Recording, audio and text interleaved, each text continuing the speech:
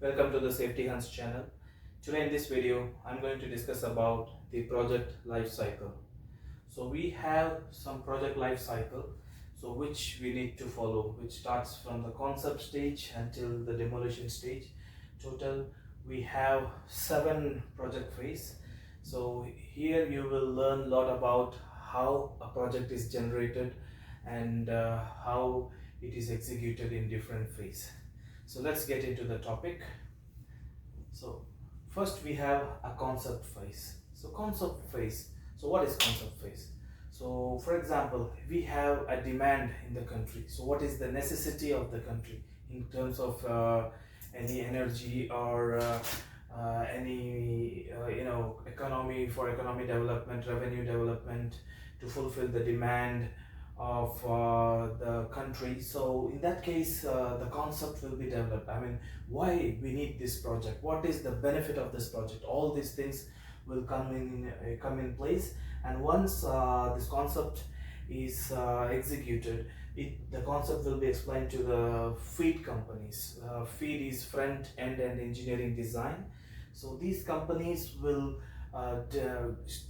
study in a detailed way about the feasibility of this project, if it is possible, and they will select the suitable areas where it is going to be executed. So these feed company, they will do the feasibility studies, everything like risk management studies, like hazard and with all these things, and they develop procedures, they develop design, they develop specifications, and they develop a budget.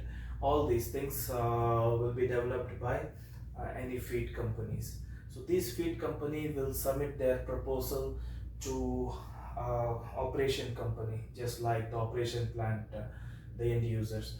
So they develop a tender and it will be floated to the market. So based on the technical and commercial evaluation, one of the EPC contractor will be selected to execute this job.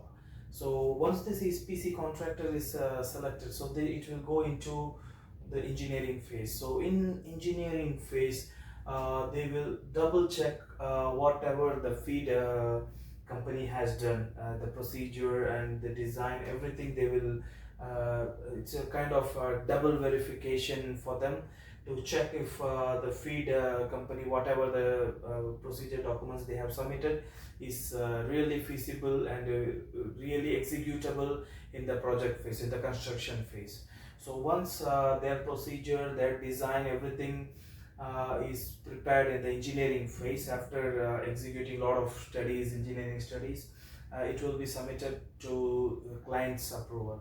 So once the client is approved and client reviewed and approved all these documents from the engineering phase, it will go to the procurement, and in procurement, they will purchase the materials needed to build this projects. Could be a pipeline, could be heat exchangers, all these kind of things from top to bottom.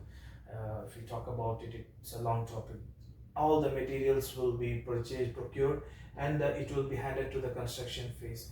In construction phase, the construction team will build and erect this plant, and once the erection is done, it will go to the pre-commissioning and commissioning.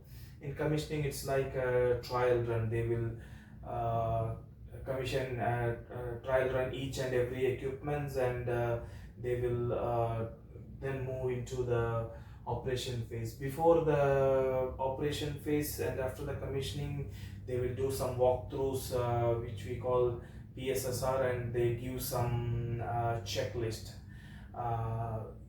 This checklist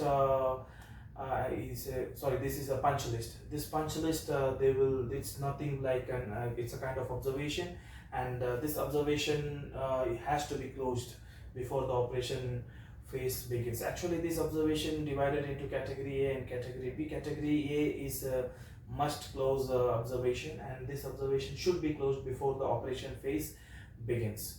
And category B, it is okay, it's not that urgent to be closed. It could also be closed in a later phase of the project. So once the operation phase is running, after some running hours of the plant, they will do this plant shutdown, and they do necessary modification if necessary, maintenance. All these things will be done in the shutdown phase. For example, the plant has a complete life cycle. So once this cycle is achieved, like once this it's kind of expiry of the plant, once this plant is expired, then when this plant is no more needed, they'll go for demolition. So in demolition, they may completely demolish, remove the plant, and otherwise they will do some necessary modification, or they completely remove and put a new plant, and all these things will be decided in there.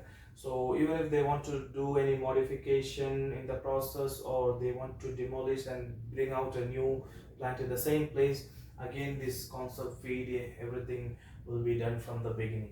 So this is the project life cycle, and I mean the plant and project life cycle, whatever you call, but the concepts are same. So I hope you enjoy the video. Thanks for watching it, and if you haven't subscribed the channel, please subscribe it, only then you will get my latest videos. Thank you very much.